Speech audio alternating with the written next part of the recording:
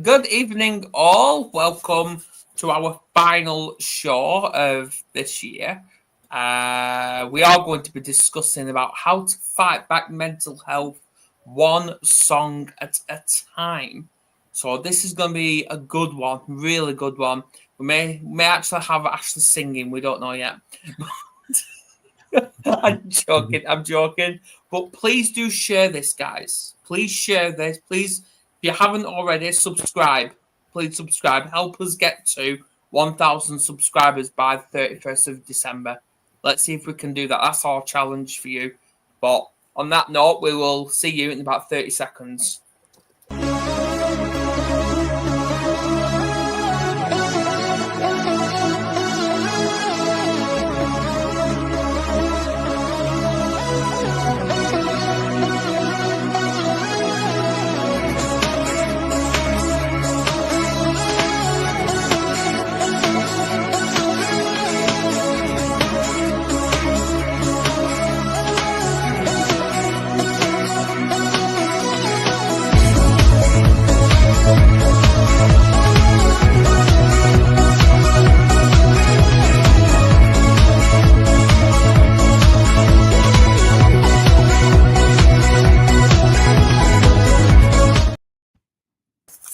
And we are back, and already we're going to be ignoring Kerry Duval's comment. I will not be singing Fairy Tale of New York, not one bit. So don't even bother, Ashley. It's not going to happen. I love the song. It's a good song. It's a good song, but I will not be singing it. But anyway, right. Fighting back mental health one song at a time.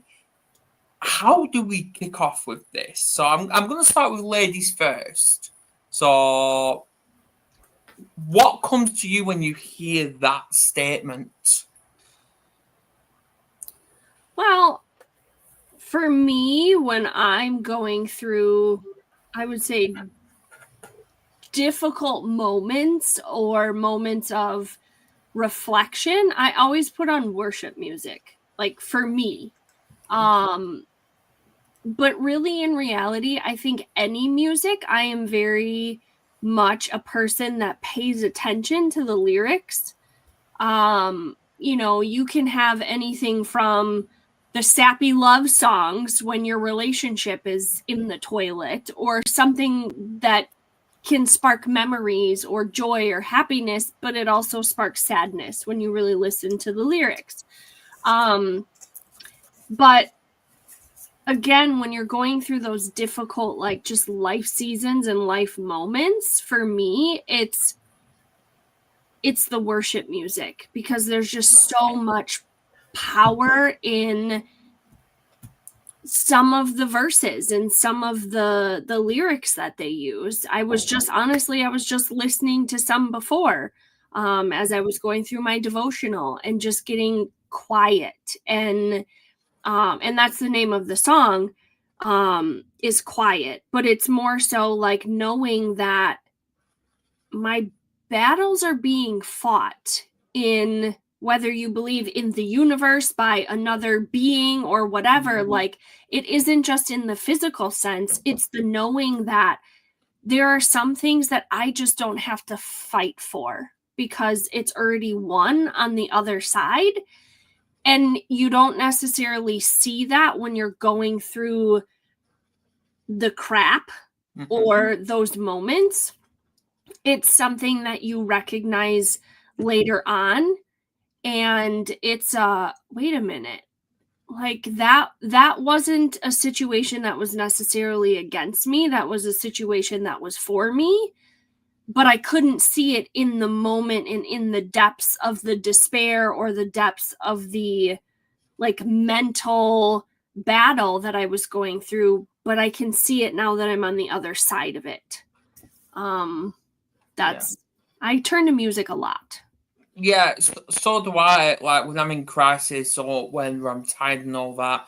And there's been many times Kerry's turned like the Alexa off when I've been listening to music, and I'm like, no, keep it on, because music, it doesn't matter what music it is, whether it's like Linkin Park, Evanescence, Backstreet Boys, or anything like that, or even real heavy metal music. It helps me sleep.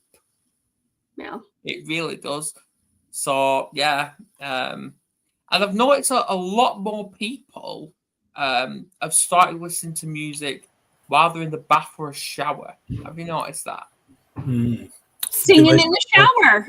Yeah, it's a classic, isn't it? Do you Start do the that? day. Both of you do that? Sometimes. I have to have music like playing though in order for me to then turn around and sing in the shower. Like I'm not just gonna like just sing in the shower if there's nothing playing to sing to. Put the earplugs in. Waterproof ones, of course. Yeah. Do you sing, Nick? Well, I think. I mean, I've just bought actually a digital radio. I don't know if you can see it. Yeah. No, I love music. I mean, similar to Ashley, it depends on my mood. And I mean, I listen to everything from 60s, 70s music to sort of techno, rave music. You know, it really does depend on my mood. But I think, yeah, some songs, you know, they have such strong associations and memories for me, you know, when I'm younger, that if I play it, you know, a song from my younger days, really good memory, then whatever mood I'm in, straight away, you know, I feel better. So I started having the radio more in the background, and sometimes I'm getting ready in the morning, you know, in a shower, having a coffee, having the background, and I think it's even if the music's in the background, I think it has a powerful effect. It doesn't have to be sort of, you know, you're consciously necessarily listening to it and focusing. That's all you're doing. I think even in the background, it can be quite. See, what I can say is when I'm at home, whether I've got the Alexa on or whether I've got a radio on or anything like that, we've got a radio is sort of stereo. And I sing, and I'm a crap singer probably, but I don't care. I like the sound of it. But if I'm in like a taxi going to pick up Lucas, who's like half an hour drive away, and I've got the radios on, I just tap my fingers on my knee, and I'm singing the words in my head, and it's beautiful, therapeutic as well. No, I think, there's a lot of research, isn't there, about the therapeutic effects of music. I think there's a lot of stuff about people with dementia and Alzheimer's, and they, you know, playing music to them, which they've got an association with. I think they speak to the family of the people, and they play music that they've got a connection with, and straight away their cognitive functions, you know, change. They become more alert and alive, you know, because if the association of the music is that powerful. So what? Obviously, Ashley, I know you've commented your song, what you go to. So Nick, what is your go-to song when you feel like screaming, crying, whatever? What is your go-to song that just brings you all the way back down? Well, it's a good question. I was thinking about that, and I think obviously got a lot of great songs that sort of do that. But I think one song is "Forever Young." You know, I can't remember who it's by. I mean, there's been a lot of remixes and a lot of bands have covered it. But I quite like that song, and I remember that sort of a song I associate with my hearing it when I was quite young, and I still sort of quite like it. So it's definitely a song that whatever state I'm in, it always sort of grounds me and lifts me up spirit wise. So it's same with people in the comments. Same question: what is your go-to song? Obviously, we've got Kelly saying "Love My Life" by Robbie Williams. I love that song, by the way. We've got Robert saying "Alphaville Rocks." So yeah. See what else comes up. See what other songs people share. It'll be interesting to see. Yeah. If it was Kerry, it should be listening to Fairy Tale of New York all year round. Oh, even though it's a Christmas song. It's my favourite Christmas song, I mean. Even though she's made it very clear, and I don't care if she says, I think she'll want me to share this. Her go-to song, like her funeral song, is going to be Fairy Tale of New York. And she said she's going to choose that just to piss me off. Oh, really? Yeah, but it's all right. It's all right. Martin, over the last 10 years of songwriting, there is a very deep feeling of accomplishment and a joy knowing that battling your mental health with sincere feelings really works. Absolutely. Very true. There's a lot of comments coming in, isn't there? It's quite nice to see. There's a lot of comments. Please do share this, everyone.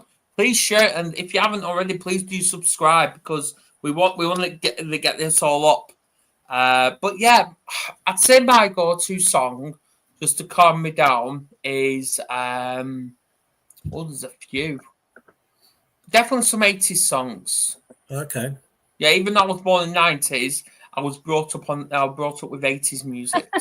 I say that 80s are it's a brilliant genre. Brilliant. Good music. Okay, so here's the thing. You've got like 80s, you've got 90s, like rap and early 2000s, and then from that point it turns to crap. Exactly, yeah. Oh, it is. And then it turns to crap. With the 80s, Kerry, I'll get to yours in a minute. With the 80s, like that is music. Some 90s, yeah, all right. But then 2000s plus, go away. Shut up. I think if the music's still being played regularly or listened to now, then that's a sign, isn't it? I think, yeah, definitely. Like if I go to the 80s, it's like the sappy love song kind of 80s, or you've got ballads, Def Leppard or AC/DC or things like I won't that. say AC/DC. No. Well, it depends on what AC/DC song. That's the stuff that my husband grew up on. Was like AC/DC and Metallica and all of those sorts of, So I was brought up on Meatloaf. Yeah, it depends on what the mood is. I mean, I have a mix of everything on my phone. I've got like some probably 70s on there, like some Luther Vandross and things like that. Or I've got, again, like the 80s music, or I mean, I even have I think I even have Evanescence on my playlist somewhere in here, like Boys to Men, like all of that stuff. I have a genre. I've got rap, I've got 80s, I've got country, I have worship music, I've got techno, I've got all sorts of things. And Kerry, I don't know what yours is because you've got a few, so I don't know. You've got a few songs that you go to. Even some Tina Turner. What's love got to do with Tina it? Turner, classics. Yeah, it's funny. I kept all my CDs, and I've probably got about 50 CDs. Everyone said get rid of them. Streaming, and I do obviously stream and listen to stuff. And I've thought, like, I've got all these CDs. I've kept them for like 10 years. I'm going to get a CD player in the new year because some great albums in there, and get a CD player and I can replay them in more way of going down a bit of nostalgia. So when you're in crisis, having a mental health breakdown, and you're potentially thinking about suicide, I really should have put a trigger warning on this one. I really should. What's the first thing you do when it comes to music? Because obviously I know listen to music won't be there straight away. Death will be, and other things will be, like turning to potentially harming yourself. So what do you do? Because I think when you're in that moment, self-care is gone. Like, you ain't even thinking about self-care, are you? Well, I mean, I wonder actually whether, we're more likely to listen to happy music. We're more likely to listen to motivated music when we're actually feeling quite excited and motivated. And I think when we're feeling quite down, we tend to put sad music on. I think we actually... Yeah, that's why when we're feeling down, we should put on the motivating, exciting music. But I think we're more likely to put on music that reflects our mood. I think so. Yeah. I think when I don't know whether you think that's true, but I note to myself that I've actually noticed that's actually what I do when I'm feeling great, excited. It is true. Well, it's true for me anyway, because when I'm down, I put Evanescence on, and it actually cheers me up. Okay. Evanescence. I listened to about 10 songs, just her, no one else. Good music. Maybe Ashley listens to opera. I don't know. I mean, I have some Josh Groban That's as Who? opera. Josh Groban. That's as opera Who's- as I get. Never heard of him. He came out in like the early 2000s time frame. He is an opera singer. But I can't say that I've ever gotten to that point, right? Right. But again, my go-to, there's specific worship music that I will go to when I am in like the real crap of the crap, like just emotionally, mentally, like I just am not feeling it, right? Or there is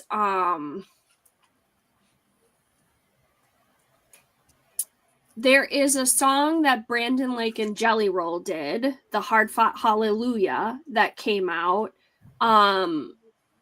That one can also be like a go-to that like sparks the emotion, because life isn't easy, right? There are times where, whether you believe or you don't believe, that yes, you are at the absolute depths and you are doing whatever you can to climb out of that, right? And sometimes you're fighting to be able to just say like, I need help, or you're just fighting to just live, right? Because you're in the pit, and how do you get out of it, right? So again, I think that's where a lot of people can turn to music to be able to get out of it, but it's listening to the words. It's really listening and knowing that I'm not the only one struggling right now, and like the wind has been sucked out of my sails, and it's the fight. But it's listening and knowing like there's people out there that are going through something similar. And again, I think it comes down to the community of people that you build and that you have, and who you can turn to in those moments as well. Like beyond music and beyond listening to the lyrics. But just knowing that a lot of these musicians as well, like you see the successful side of all of them. And same thing with Hollywood or any business owner. Like you see the successful side, but what you don't see is the moments in the pits of hell, the blood, sweat, and tears, the dedication, all of the things that happen behind the scenes. You Take just Chester Bennington, for example. Chester Bennington. A lot The of, lead singer of Linkin Park. yeah, a lot of music, listen to lyrics. There's, a lot of it can be about heartbreak and I think we don't always listen intently to the lyrics. Listen to the music, but we don't really listen to the lyrics. And some songs, they're about heartbreak and the singer's struggles. And it's actually, if you listen to properly the lyrics of some musicians, it's a reflection of their struggles and journey they've had in life. And I guess that's that kind of shows that. And not everybody listens to music the same way. No. Right? No. So there could be a song that really, touches my heart, and I'll send it, say, to my husband, and he'll be like, okay, and it's like, listen to the words. I like that. Yeah. There is a purpose. There is a reason why I'm sending this to you. I want you to truly like listen to it. Like let it go from here to here. You know what? I've got a couple of things there. So obviously before I go to my question, obviously Martin's just put songwriting, because he's a songwriter, is tough when you feel despair. Yeah. So this brings me to the question is, have you two or anyone in the comments ever helped someone with their mental health through music? I don't know that anybody has necessarily said that it helped, but when people are going through things, there are some times where I'm like, I got a song for that. And it's, you go to YouTube, you type it in and you send it to them. And then there ends up being like, like almost like the of that's real yucky, but it's yucky because it's what I needed to hear type of a situation, not yucky because the song is yucky. It's just, it's bringing up the emotions that they need to work through and they need to like process, I guess you could say. I don't know what better How about way. you, Nick? Yeah, I mean, I definitely, I do sort of fairly regularly share links to music with friends. You know, sort of, I got, just encouraging them to listen to a song. I think, I said, oh, I'll check this out. What a great song, or I'll just remind you of, if the song makes me feel good, I sort of share with friends, say, I'll listen to this top tune, as them, But I guess it's, I don't know if it's. I hope it helps people in a wider sense that, if I send them a link and they enjoy the song, it lifts their spirits. But I don't know whether anyone's actually said to me. I actually have. I've helped Kerry through music. There's a band called Citizen Soldier. I don't know if you've heard of it. And there's a few songs on there. One called Tattoos, where obviously they talk about self-harming and stuff like that. And I'm Not Okay. I've sent them to that, and she says it's helped. Okay. Like a song that keeps popping in my head for you, Adam, is Darius Rucker's "It Won't Be Like This for Long." Like the season that you need to send me that. I can, but like the season that you're going through with a 2-year-old and all the things, like just remembering that it won't be like this for long, right? So that's the song, because I literally just saw it. And even some of the, like when you have kids that are little, and even by Billy Currington, Walk a Little Straighter Daddy, like that talks about his dad essentially being like an alcoholic type of a thing. Right. And he wants him to walk a little straighter. And so there are certain things that it depends on what season you're in and where you are in that mental state. I think music can honestly help everybody, but it's just a matter of, are they open to hearing what the message is? The lyrics, yeah. Like Martin, he listened to Mike and Mechanics. When he was going through the grieving process with his dad. Yeah. Like there is a song that before our friend passed away a couple years ago, that anytime they would play it during like our worship portion at church, and it's called More Than Able. Anytime that would start playing, I would bawl my eyeballs out. And now when I hear it, like emotions still stir, but I don't cry anymore when I listen to that song. Okay. But it's still hard, because it's like, again, for me, it's thinking like, I know that God is more than able to do whatever he wants in this world. And at that time, it was like, I know you're more than able and capable of healing our friend. It might not be the way that I want it to be, or the way that it is supposed to look in this humanly, fleshly, visual state. But in the ultimate end, he did heal him. He took him home to heaven. So he is healed. But in my like physical, like humanly nature, it was like, I want you to heal him here on this earth. Like I want him to still be here. Yeah. But that was not what was in his plan. So I had to come to obviously like terms with that, to lose him, and obviously his family as well. But like, it was tough. And that was the song that I went to like all the time while he was nearing the end of his life. And it was just, it wrecked me every single time I listened to it. Like every single time. See, I identify with that because my friend who I went to school with, come January, he would have been dead. Sadly, he's passed away 16 years. And the song that he was going through was Crossroads. I can't remember who sung it, but it was an old song. I physically cannot listen to that song. Yeah, Crossroads. I've got a similar thing. Yeah, my father passed away. I got a song which, again, when I listen to it, when I listen to the first, with some songs you hear the first kind of couple of notes and you straight away know what song it is. And it's such, I just hear the first few notes. It's just so distinctive. I know what the song is, and straight away it's like, that's just I've got a sad association with it. But I think when the song, you just have to say a few notes and then you know what the song is. I mean, but I think that association is, it's a powerful thing, isn't it? Absolutely. Well, if you've got anything to talk about, throw my way. Look at some of the comments.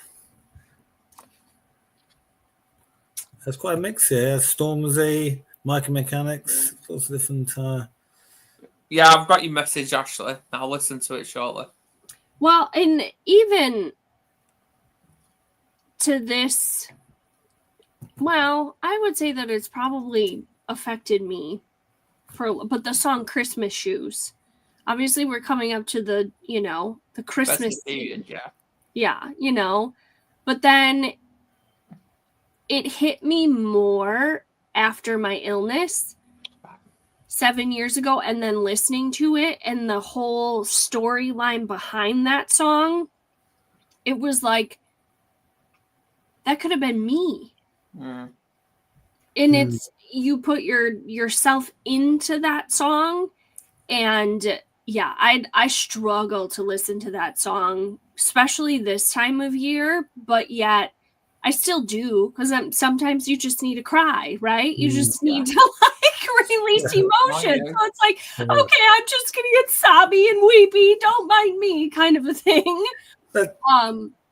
Or like it'll come on when we're on our way driving somewhere, and all of a sudden, like, I'm starting to like shed. And that's interesting. I was going to say it's interesting because sometimes it be quite therapeutic to actually put on a sad song and have a cry. Actually that can be quite a sort of cleansing thing. If we sort of you feel a bit sad for whatever reason, put in a sad song, have your sad moment, have a cry. That actually can be quite a sort of almost therapeutic thing. It doesn't always have to be, right, I need to play some happy music, uplifting, and put myself up. Actually, having sometimes, I don't really think about it, sometimes maybe it's a good thing just to have your moment, isn't it? Yeah, well, you've set me up now, since we're talking about what songs make you cry. Obviously, you mentioned that, Ashley. You mentioned that, Nick. Kelly's put Christmas songs when she hears Away in a Manger. She loses it. Two people I'm going to mention, and this is targeted at women. I'm not being sexist or anything like that, but two artists I know, as soon as I mention them, will get them thinking, and then they'll probably have a cry once they listen to music. Freddie Mercury, George Michael. Well, any of their music, or just... Yeah. Oh, really? Yeah, because I know a lot of women was heartbroken when they passed. I wonder whether that's... They both died quite young, didn't they, relatively? Would you one of them, Ashley, when they... I don't know that I would cry listening to their music. Wow. Okay. Is the tougher than it? I don't know. Careless Whisper. There you go. Careless Whisper. I don't. What a way to end this year with this kind of podcast. We're not trying to put anyone off here, but it's good to talk about these things. It's good to be vulnerable. But there's always a positive in this as well. But I wonder if we all, talking about, we said we both got one song that maybe makes us feel a bit sad when we listen to it. But I wonder if everyone has one song that they put it on, but it's a feel-good song, it's just whatever mood they're in, they'll put that song on that, that's a song that'll pick them up. And I guess that's the thing, maybe when you've got songs that maybe you feel a bit sad when you hear them, but if you got, also, you've got certain songs that lift you up. That's the thing, isn't it? Knowing the power of music and know which songs will help you drain. See, I can meditate listening to music. I can. It doesn't matter what it is. I'm just looking through all of there's so much. Like I said, there's everything from NSYNC, Justin Timberlake, NSYNC, Journey, Nickelback.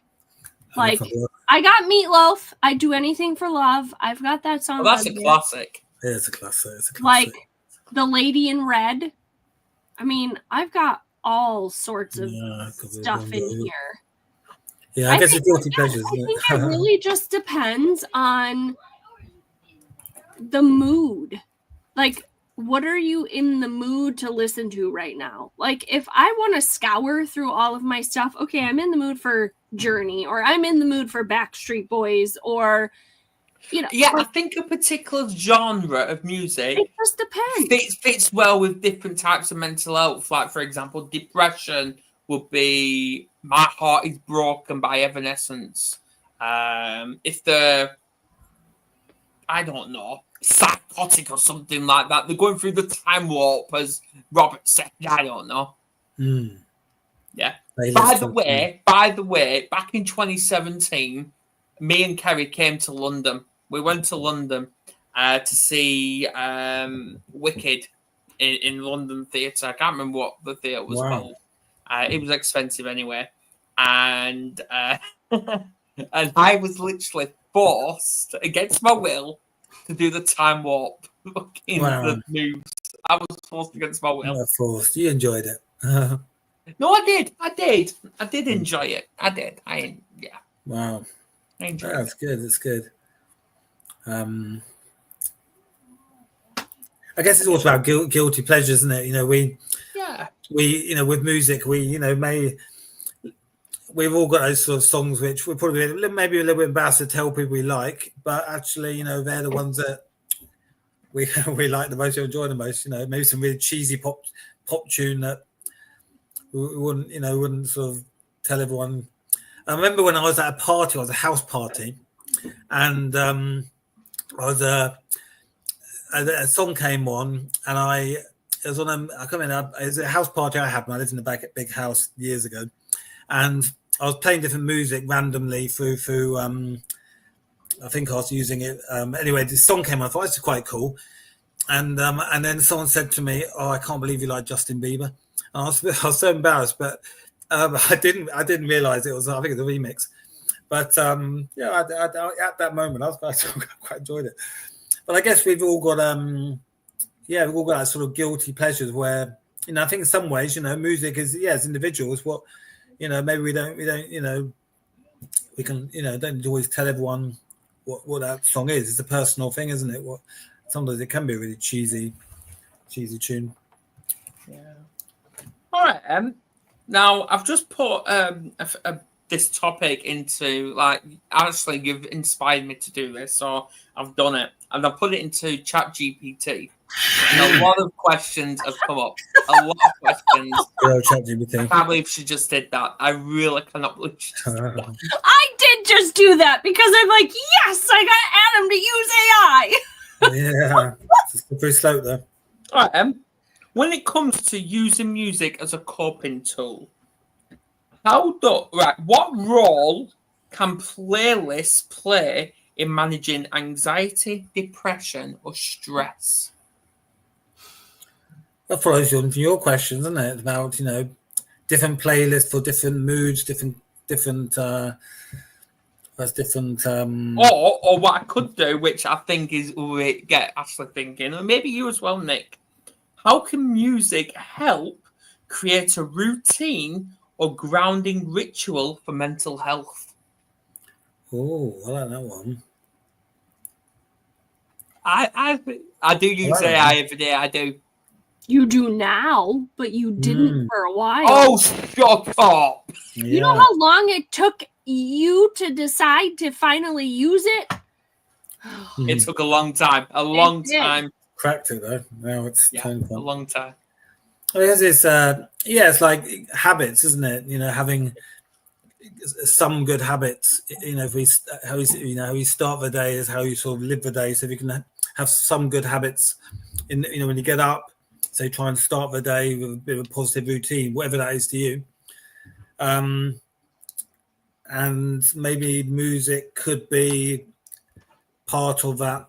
You know, a positive habit you can include in a routine, isn't it? I mean, could music be a listening to music be a positive habit to adopt as part of their self-care, maybe a self-care routine that way? That's a good question. Yeah, Ashley, because Ashley's speechless in a minute for a little bit. I mean, when I'm sitting at my computer, I typically always will put music on. Like when I'm working or if I'm journaling or something like that. And I think part of it comes down to I don't like the silence.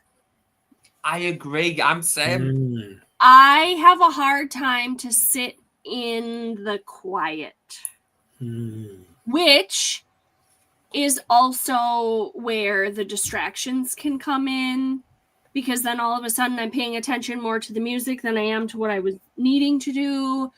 Or again, it's typically the worship music I will put on.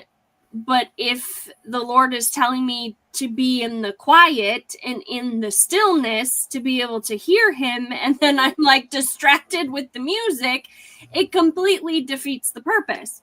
But for me, I have a hard time to sit in just the silence. All right. Even if I want to, and if I truly like put my mind to it. But I also think that there is a lot of speaking through the music of the things that I need to hear in those moments, especially when I put the music on. There is a song by Brandon Lake that's called Don't Give Up on Me. So it's more so like when I'm down on myself and I feel like I've gone the complete wrong direction or feel like there's no taking me out of the situation that I potentially created, like not wanting God to give up on me. So I will put that one on, and it's like, it's remembering that he's not going to. I still have to be in his presence. So again, like, say what you will about worship music, but there is so much power in listening to it. It's what works for you. It is what works for you, but there is really, in reality, so it's different than your regular church hymns that, you know, from whatever, like your original church hymns. Today's worship music is completely different than then, right? So I mean, there's just a lot of power in the words that are spoken. Yeah. Do you like Neville Goddard? Robert says. Who is that? I don't know. But either way, I've got a few questions, and some are actually on AI, but I've got one as well. And this is for everybody that's in this stream right now, and even people on the replay. Please put this comment. If you could describe your mental health in a playlist, what would that playlist be called? And why?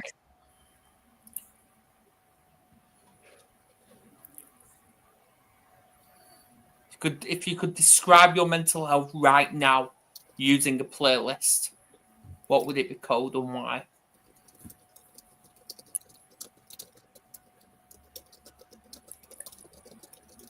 This is for everybody, even the people in comments. What would you call the playlist? Yeah, what would you call the playlist and why?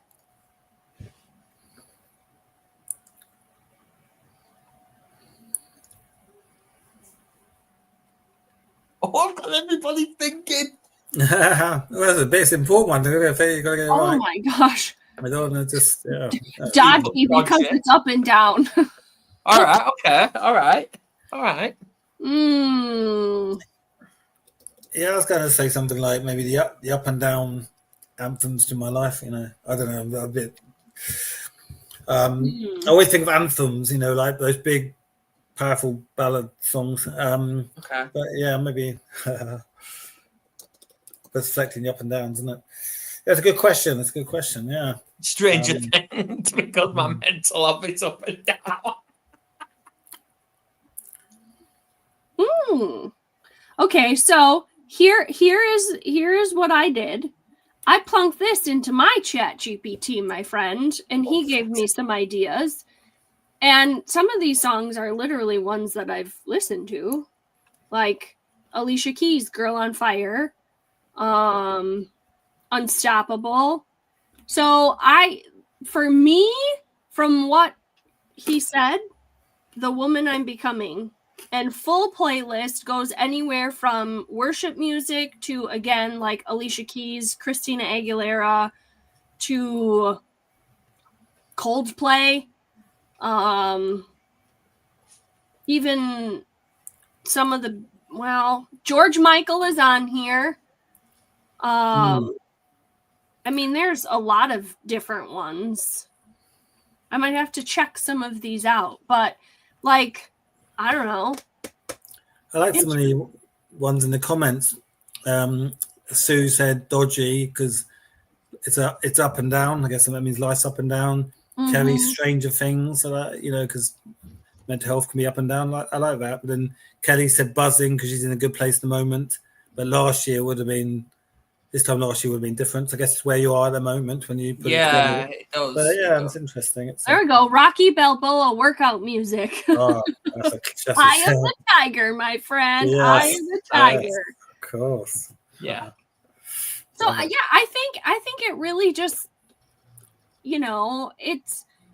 there's so much, especially right now, I would say, even for me, that has happened over the course of the last, say, month. Between my book releasing or being published in print and Kindle, some of my press release stuff that's given different things. So I think it really, in this stage of the game of life, if you will, it really is about who I'm becoming in the process. Yeah. So it's definitely getting into like the gratitude and knowing that I don't have to have fear and, all of this stuff. Like there's blessings in things right now, I think. Yeah, but ask me again maybe in 6 months and see where we're at. The answer will always change. Yeah. I guess looking back on when I look back at my teenage years, a lot of teenage angst music. There's a lot of that classic, The Cure, and a lot of. But I guess it does reflect where you are in your life. Which going up that, with the music that you listen to now, compared to probably the music you listened to 12 months ago, has your character as a person changed?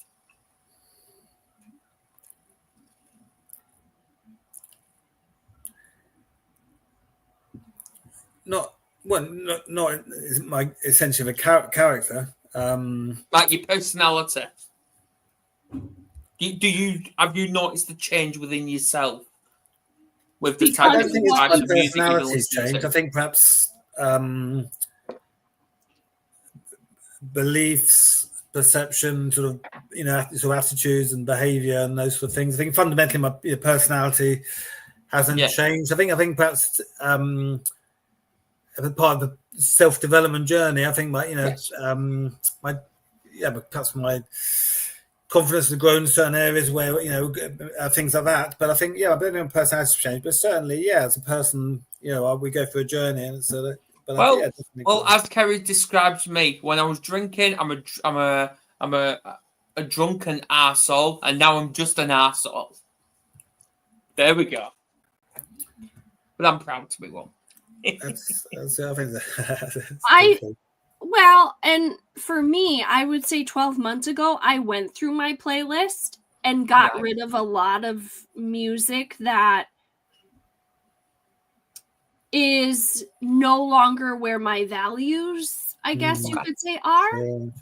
Okay. So that like 90s rap, and if we're talking about things we shouldn't be talking about, like more of the what goes in comes out type of a deal. Now, don't get me wrong, I still have some certain songs on here that I have not parted with yet, but it's one of those things of like, where are you moving to? Yes. So what's next? Well, it is about the what's next, but if all of a sudden, like, okay, 90s rap music, let's be clear, when we were probably listening to it, we weren't necessarily paying attention about how degrading it was towards women or sexually perverse and how drug induced and all of the things that were really in there, right? We were just more so listening to it because it had good beat, it was dance music, it was whatever, right? But now as an adult, you listen to it and you're like, holy crap. That's what he meant when I said that. Nasty. Like, why did I listen to that? Right? And then it's like, okay, do I want my daughter listening to that? Do I want my daughter seeing the music videos from in the 90s? Right? And all of the things and inappropriateness, do I want her following in potentially what my footsteps were? Probably not. Apparently to Robert, Ashley, you need a bit more 50 Cent. Well, I had some 50 Cent on my phone as well, and I still have some Ja Rule and things like that. But it's a fine line. This one, isn't it? It's a fine line. I think I still even have some Ludacris on here, right? So no, she said she's got some David Bowie. Like I said, there are some things on here that still probably need to be cleared out. I've got Wobble. I've got some things that still need to be cleared out, but at the same time, it's like, okay. All right. I just don't put those things on very often anymore. Do my kids find them? Yeah. As we come into the final end of this, let's talk conversations, because that's what all this is about. Can music be a bridge to start conversations about mental health with friends or loved ones? And if so, how? Yeah, I think yeah, definitely 100% it can. I think, yeah, I mean, definitely, yes.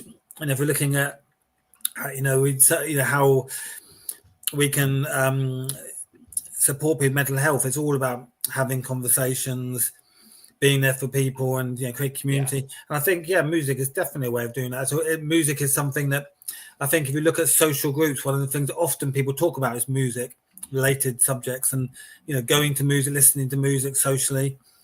I think definitely, I think it is something that using music as a subject, or sharing music, listening to music, together. We're listening in the car, we're listening in a friend's house. You might have music on. I think definitely music it can be a powerful opportunity or tool to help bridge the gap between people who are struggling with social media and with mental health. And so what about you, Ashley? Because obviously we know your group is building and there's a lot more people in there, and even I've noticed a lot more men are requesting to join the group as well. I've noticed that. How could we get the group talking through all this? Because music is a type of self-care. Listen to music, writing music, singing music. How do we get the group communicating? Well, either way, as I've mentioned before, like my group is solely focused on women.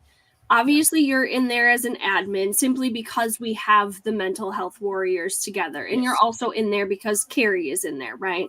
And I have one other gentleman that is in there with his wife, and I know him personally. Otherwise, men are not permitted into entrance for my group.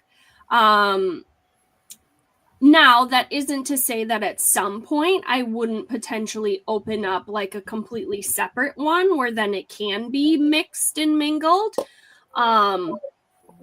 But that I'm not to that point where I would do that right now. But there are times where a song speaks to me and I'm like, okay, this group needs to hear this particular song. So I do post it. It's been a while since I have. I mean, that's something that we can definitely take a look at as far as music. It's just also one of those things of, is Facebook going to show it, push it away, mess with the algorithm because it's taking people outside of the Facebook platform. So I don't typically post a lot of outside platform things just because of that. Like, I even struggled to honestly post the link for my book because it, again, is it going The to algorithms. right, because everything is viewed by their Facebook bots, like 11 to 15 of them, before it decides whether or not it's going to show it to people, just because it's whatever. It is what it is. So, but I really do think that music is definitely those short interim things that people can listen to and comment upon. Like, how did this speak to you? What resonated with you based on the lyrics, right? But that really, in the world of busy that we live in, are people truly going to take the time to sit and let the lyrics soak into their ears? Or is it just going to be, oh, I'm going to hit play and then I'm going to do 15 million other things and not really let it sit and resonate and soak in to be able to hear, and how does it affect them? Yeah, absolutely. Yeah. Well, as we get towards this festive period, obviously I know there are going to be a lot of conversations being made between now and 1st of January. There's probably going to be a lot of arguments because I've noticed with families, arguments tend to commence possibly Boxing Day within families, whether it's the actual families, whether it's the in-laws or whatever. So how do we prevent that and keeping things calm? Because I know life is now all about being proactive rather than react. So, yeah. Yeah, I think Christmas it's exciting, in some way joyous time of year, but also we know it's one of the most stressful times of year, and can be a lot of it. Play a lot of strain on relationships in family. I think it's always about finding what works for you in your own self-care, and what works for you for managing the stress, anxiety of this time of year. I mean, music is just one potential way that may be something that can help. Could be something someone could try. It's done on a personal thing, or listening to music to de-stress, or to feel to lift you up, or whether playing music at a family occasion. It's all these things. Just try, like, of all these suggestions and ideas that we discuss. I guess it's all about trying things and finding what works for you, because there is no one true way for everyone, is there? It's sort of finding what works. But Ashley? Well, something that I've been talking about a lot lately is stop performing when it comes to the holidays, because we will go into a toxic family situation or situations that we just don't want to be in, and we'll be like, hi, how are you? And we put this fake smile on. When in reality, you're like, I really don't want to be here, but I'm here. And it's really about becoming the person that you really, really are. And it's setting the boundaries, right? That's a big thing, especially during the holidays. And I think if you are going to put yourself in those types of situations, your decision, right? You have to ultimately be okay with that decision that you are entering into. And maybe it is some sort of, playlist or some sort of music or whatever it is that gets you through that moment of, I really don't want to be here, but I'm just going to listen to something that speaks to my heart, that speaks to the situation that I'm in, and I'm just going to be grateful for the moment. And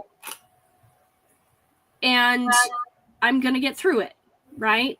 But then, again, it comes down to boundaries, too. Like, if people are trying to swirl around different things or behave differently and you're not okay with it, then it's okay, how do I find strength in maybe the music that I'm listening to that I can say no to this situation and I don't have to feel bad about it. But ultimately, it all comes down to the decisions that you want to make, and you have to be okay, good, bad, or indifferent with that decision that you make coming into the holidays. Absolutely, yeah. And so, any final thoughts before we wrap up?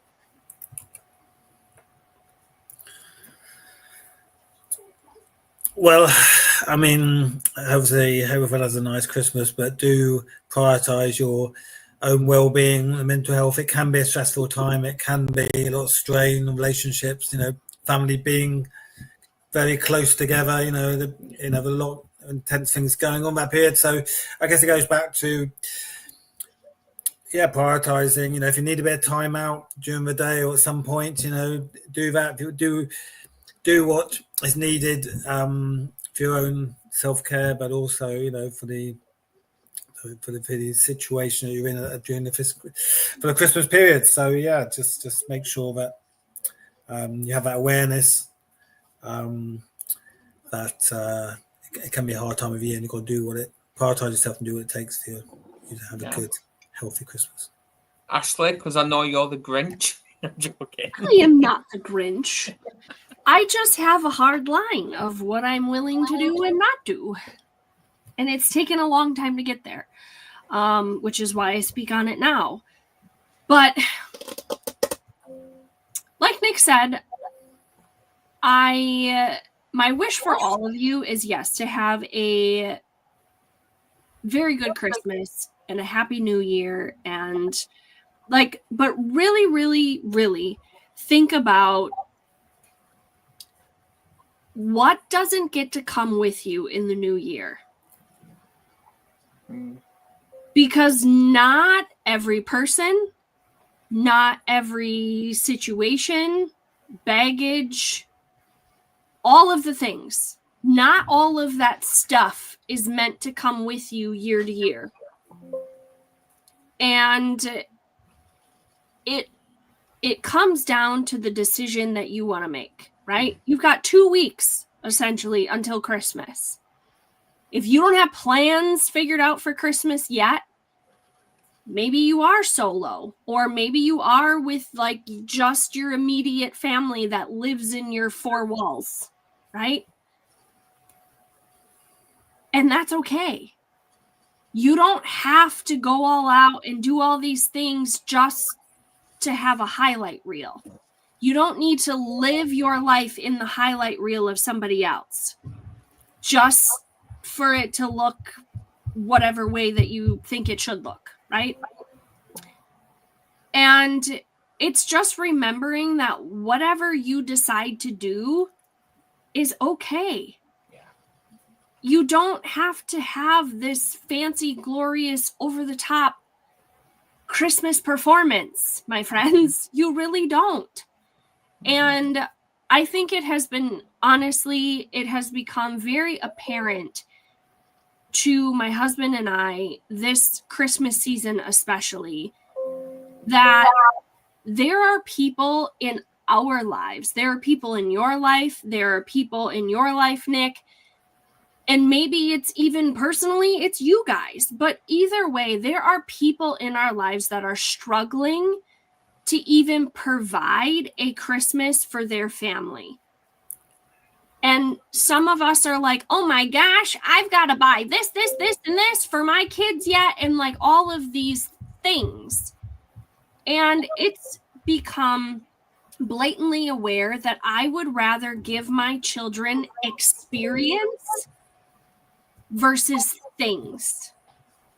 And I'm not saying that we haven't done the things for them for Christmas in the past. We have, but this year we're focusing more on the experience and how can we serve other people who are struggling to provide even just one thing for their children or their families. So it's less about us and more about other people. I agree. Yeah, and obviously, I repeat everything you're both saying. I've just checked. Yes, it's 4 weeks until the first show back. 4 weeks, but that doesn't mean over the Christmas period it probably won't just be me. Probably Ashley will do it. Probably Nick will do it. Just uploading old shows. We probably will do that just to keep the belief that we are still here, and the Facebook and the Facebook groups will be there. So exactly, put them on Facebook, put them on YouTube, whatever. Just constantly uploading it to say we are still here, we're alive, we're breathing. We're going to annoy people from time to time, but I believe we're going to have a good year. Well, and I think too, like, keep in mind that everybody watching this, like, it's time for us to reflect on how the year went as well. Yes. And how are we going to improve in the new year? Mm-hmm. But it's also taking time for us to spend with our own families. Absolutely. Yes. As well. Right? Yeah. We want you to be spending time with your families. We're going to be spending time with our families. And coming back in 2026 better than 2025. Whatever it looks like, right? And I think too, if there's something that you guys want to see in 2026, comment on even this video. Like, hey, I remember when you did the show about this topic. Can we revisit that? Comment in the Facebook group. Let us know. Like, share your playlists with us. Maybe you came up with a playlist. Yeah. Like, let's continue to build the community and continue to not just build the community, but the audience and who this gets shared with and where the Mental Health Warriors goes from here. Yeah. Because this isn't just the three of us. It's a whole unit of people that make this possible. It's you as the audience, the listener, the subscriber. It's everybody, right? Yeah. This isn't just our show. This is everybody's show. No, I agree. I mean, that's a key thing, that word community, because that's what from the start, I think, this group has grown, as always said, as community. And as this group, the mental health grows, next year even more, then, the direction we go in with what we talk about, what we cover, and we want the people who are in the Facebook group, people who follow the YouTube shows, to comment and say what we'd like us to talk about, suggestions for people to get on the show, because it is a community, and that's a key. Mm-hmm. That's such a key word. It's a tribe of people who all support each other. So I agree. Whatever direction it takes as we grow bigger, especially, I think is important. Well, I know us three are going to be talking over like the next few days or something like that to plan what we're going to do for 2026. We're going to talk. Exciting. And we'll see what we do. Onwards and upwards. We'll see what we can do. But on that note, we'll end.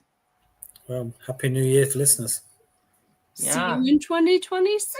See you in 2025. Yes. Do subscribe and see you then. Please do subscribe. Let's get these subscribes up.